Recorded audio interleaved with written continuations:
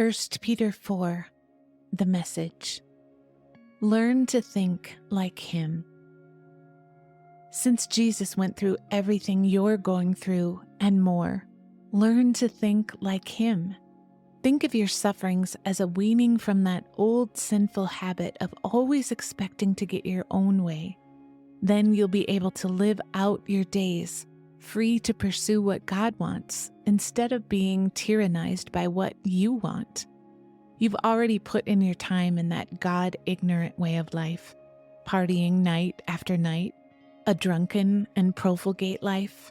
Now it's time to be done with it for good.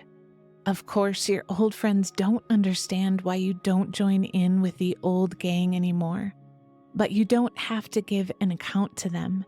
They're the ones who will be called on the carpet and before God himself. Listen to the message.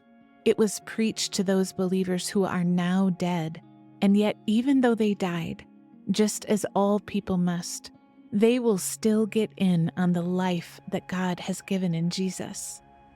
Everything in the world is about to be wrapped up, so take nothing for granted. Stay wide awake in prayer. Most of all, love each other as if your life depended on it. Love makes up for practically anything.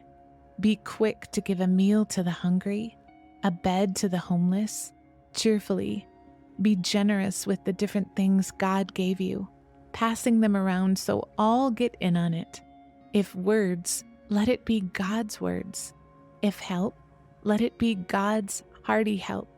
That way, God's bright presence will be evident in everything through Jesus, and he'll get all the credit as the one mighty in everything. Encores to the end of time. Oh, yes. Glory just around the corner. Friends, when life gets really difficult, don't jump to the conclusion that God isn't on the job. Instead, be glad that you are in the very thick of what Christ experienced. This is a spiritual refining process, with glory just around the corner. If you're abused because of Christ, count yourself fortunate.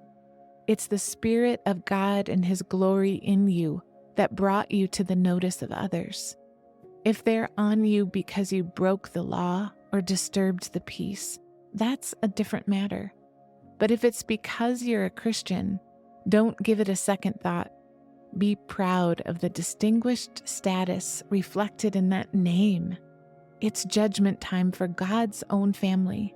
We're first in line.